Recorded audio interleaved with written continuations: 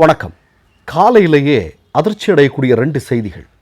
ஒன்று, பெரும்பாலான பத்திரிகைகளில் கொட்டை எழுத்தில் வந்திருக்கு, மோடி திடீரென்று கிளம்ப போகிறார் அப்படின்னு. இன்னொன்று, அதானி தான் வகித்து வைத்திருந்த ஒரு பெரிய பொறுப்பு, பெரிய பதவியிலிருந்து அவர் விலகி இருப்பதாக செய்திகள். இது ரெண்டு எப்படிடா ஒரே நாள் நடக்குது அப்படின்னு போய் விசாரித்தாதான் பல திடுக்கிடும் சம்பவங்கள் வருகிறது.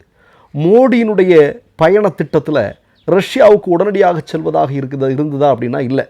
ஆனால் ரஷ்யாவிற்கு திடீரென்று மோடி அவர்கள் கிளம்பி செல்லவிருக்கிறார் என்கிற செய்தி. கூடுதலாக அவருடைய உற்ற நண்பராக இருக்கக்கூடிய, எந்த நேரத்தில் வேண்டுமானாலும் அமெரிக்காவால் கைது செய்யப்பட்டு ஆயுள் பூரா சிறையில் அடைக்கப்படலாம் என்கிற விதத்தில் இருக்கக்கூடிய அதானி தான் வகித்து வந்திருந்த ஒரு மிகப்பெரிய பதவியை விட்டு விலகி இருக்கிறார். இந்த ரெண்டு சம்பவம் நடந்திருக்கு. என்ன காரணம் அப்படின்னு பார்த்தீங்கன்னா, மிக முக்கியமான விஷயம்.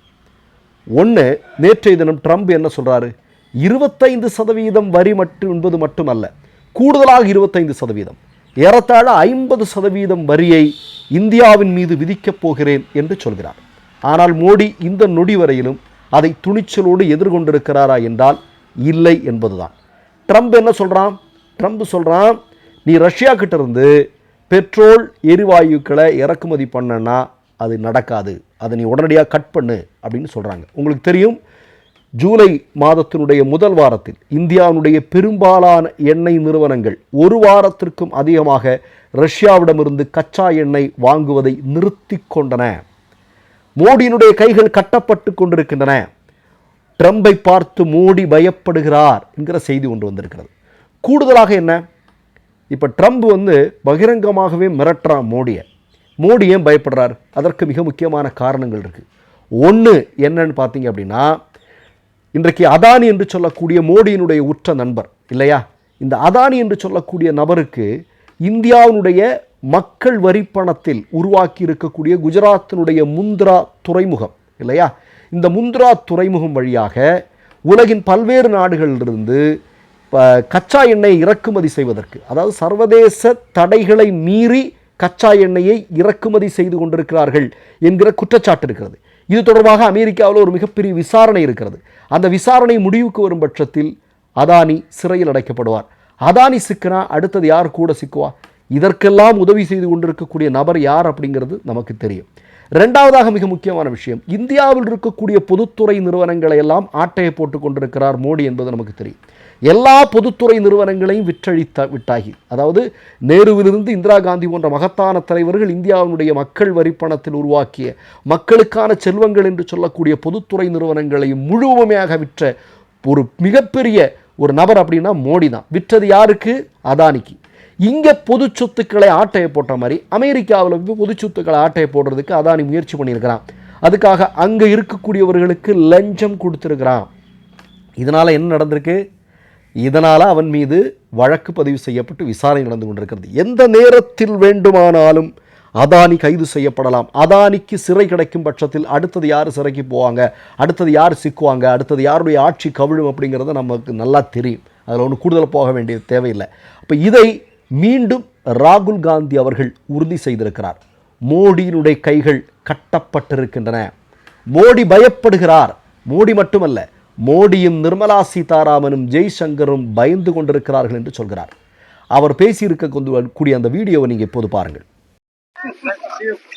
Sir, Adani Greens have denied all the allegations of bribery charges. Sir, Adani Greens has denied all the charges. You think Adani is going to accept the charges? Which world are you living in, brother? Obviously, he's going to deny the charges. The point is he has to be arrested. The point is he has to be arrested, as we have said. Hundreds of people are being arrested on tiny charges. The gentleman has been indicted in the United States for thousands of crores. He should be in jail. And the government, please let me speak. And the government is protecting him. Rahul ji, आप मानव श्रृंखला बनाया आज आपने, आप अपना ही investigation कराओगे कभी? आप करा सकते हो अपना इन्वेस्टिगेशन? इसलिए नहीं होगा। मोदी जी अडानी जी का इन्वेस्टिगेशन नहीं करा सकते, क्योंकि अगर वो कराएंगे तो अपना ही इन्वेस्टिगेशन करा। அதாவது ராகுல் காந்தி தெளிவாக சொல்றார், இந்தியர்களே புரிந்து கொள்ளுங்கள், ட்ரம்ப் தொடர்ந்து மிரட்டல் விடுவித்தாலும் பிரதமர் மோடியால் அவரை எதிர்த்து நிற்க முடியாது. இதற்கு காரணம் அதானி மீது அமெரிக்க நடத்தும் ஊழல் விசாரணை தான். ட்ரம்பை பிரதமர் மோடி விமர்சித்தால் அவர் மூலமாக அம்பானி, அதானி மற்றும் ரஷ்ய எண்ணெய் நிறுவனங்களுக்கு இடையேயான ஒப்பந்தங்கள், அதில் உள்ள நிதி தொடர்புகள் அம்பலமாகிவிடும் என்பதே மோடிக்கு ஒரு அச்சுறுத்தலாகும். மோடியின் கைகள் கட்டப்பட்டிருக்கின்றன. இது ட்ரம்ப், நம்முடைய ராகுல் காந்தி வெளிப்படுத்தியிருக்கிறார் செய்தியாளர்கள். ஆனால் ஒன்று பாருங்களேன், ராகுல் காந்தி எச்சரிக்கிறார், இந்திய மக்கள் அதிர்ச்சியில் இருக்கிறார்கள். ஏன்பா இந்த மாதிரியான ஒரு பிரதமர் நமக்கு கிடச்சிட்டாரே, இவ்வளோ பயப்படுகிற ஒரு பிரதமர், 56 இன்ச்சு விஸ்வகுருன்னெலாம் சொல்லி ஒன்றுமே இல்லையே அப்படின்னு சொல்லிட்டு இருக்கக்கூடிய நேரத்தில் ஒரு பழைய வீடியோ ஒன்று வைரல் ஆகிட்டு இருக்கு. அதாவது ட்ரம்ப் நீண்ட நாள் வாழணும், அவர் ரொம்ப எல்லா விதமான சகல வாக்கியங்களோடு அவர் வாழணும் அப்படின்னு சொல்லிட்டு ஆர்எஸ்எஸ் காரன் நடத்துகிற பூசை பெரிய அளவில் வைரல் ஆகிட்டு இருக்கு. அதையும் நீங்கள் கொஞ்சம் பார்த்துருங்களேன். Long live Donald Trump! Long live Donald Trump! Long live Donald Trump! அப்போது என்ன நடந்தாலும் இவனுங்களுக்கு அதை பற்றியெல்லாம் கவலை இல்லை. ஆர்எஸ்எஸ்காரன் என்னைக்காவது இதற்காக கவலைப்பட்டிருக்கானா? சரி, அது பக்கம் இருக்கட்டும். நான் இன்னொரு செய்தியை சொல்கிறேன். இப்போ ரஷ்யாவோடு உங்களுக்கெல்லாம் நன்றாக தெரியும், நம்முடைய நாடு சுதந்திரம் அடைந்த போது நம்ம அமெரிக்காட்டெல்லாம் போயிட்டு நிறைய உதவிகள் கேட்டோம். ஆனால் நமக்கு யாரும் பண்ணலை. நமக்கு உதவி செய்தவர்கள் அப்படின்னா அது அன்றைக்கு இருந்த சோவியத் யூனியன் இல்லையா? நமக்கு எல்லாருக்குமே தெரியும். நேரு போய் கேட்ட பொழுது உடனடியாக பல விஷயங்களை இலவசமாக கொடுத்தார்கள். தொழில்நுட்ப அறிவு இலவசமாக கொடுத்தார்கள். பல்வேறு விஷயங்களை ஒரு நாடு வளர்ச்சி அடைய வேண்டும் என்கிற கண்ணோட்டத்தோடு நமக்கு சோவியத் யூனியன் உதவி செய்தது. ரஷ்யா நமக்கு அன்றைக்கு உதவி செய்தது. இன்றைக்கு ரஷ்யா செய்து கொண்டிருக்கக்கூடிய உதவி என்ன பார்த்தீங்க அப்படின்னா, இப்போ கச்சா எண்ணெய் மற்ற நாடுகளை விட, இப்போ அமெரிக்க கட்டணத்தெல்லாம் வாங்கினா நம்மளால் தாக்கு பிடிக்க முடியாது. அவ்வளவு குறைவான விலையில் ரஷ்யாக்காரன் நம்முடைய நாட்டிற்கு கச்சா எண்ணெய் கொடுக்குறான். ஆனால் அதை அதானியும் மோடியும் சேர்ந்து அதை என்ன பண்ணுறாங்க அப்படிங்கிறது அது வேறு வியாபார டீல். அதுக்குள்ளே அது நம்ம ஏற்கனவே சொல்லிட்டோம். இது மட்டுமல்ல, இந்தியா ஒரு விவசாய நாடு. என்னதான் மோடி டிஜிட்டல் இந்தியா அப்படி இப்படின்னு என்னதான் சொன்னாலும், இந்தியா என்று சொல்லக்கூடிய நம்முடைய நாடு அப்படிங்கிறது ஒரு விவசாய நாடு. விவசாய நாட்டில் விவசாயத்திற்கு மிக முக்கியமான கெமிக்கல் 3 சொல்லுவாங்க. ஒன்று பாஸ்பேட், இன்னொன்று நைட்ரேட், இன்னொன்று பொட்டாசியம். இந்த பொட்டாசியம் என்பது, நைட்ரேட்டும் பாஸ்பேட்டும் இந்தியாவில் நம்ம உற்பத்தி செய்கிறோம். ஆனால் ரொம்ப முக்கியமான பொட்டாசியம் எங்கேருந்து நம்ம இறக்குமதி செஞ்சிட்ருக்கிறோம் அப்படின்னா, ரஷ்யாவிலிருந்து இறக்குமதி செய்து கொண்டிருக்கிறோம். இப்போ ரஷ்யாவிலிருந்து அதை இறக்குமதி இல்லை அப்படின்னு தெரிஞ்சிருச்சுன்னா நம்முடைய விவசாயம் அப்படிங்கிறது மிகப்பெரிய சிக்கலுக்குள்ளாயிடும். ஏற்கனவே மோடியினுடைய ஆட்சியில் விவசாயிகளுடைய நிலைமை என்னென்னு தெரியும்.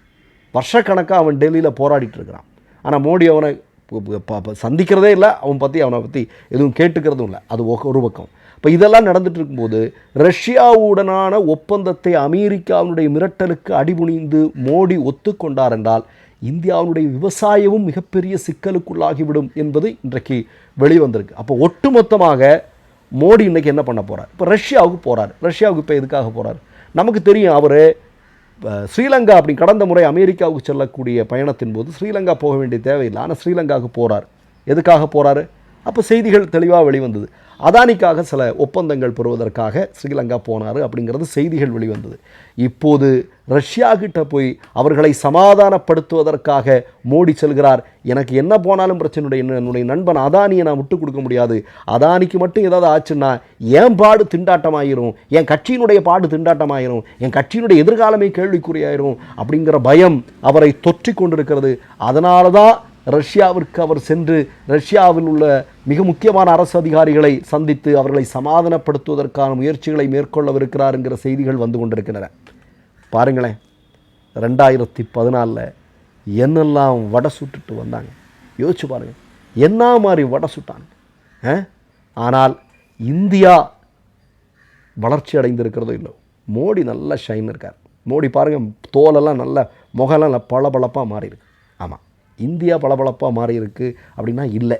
ஆனால் மோடியும் ஆர்எஸ்எஸ்காரர்களும் பளபளத்து கொண்டே போய்கொண்டிருக்கிறார்கள். மற்றொரு நிகழ்வில் சந்திப்போம். நன்றி, வணக்கம்.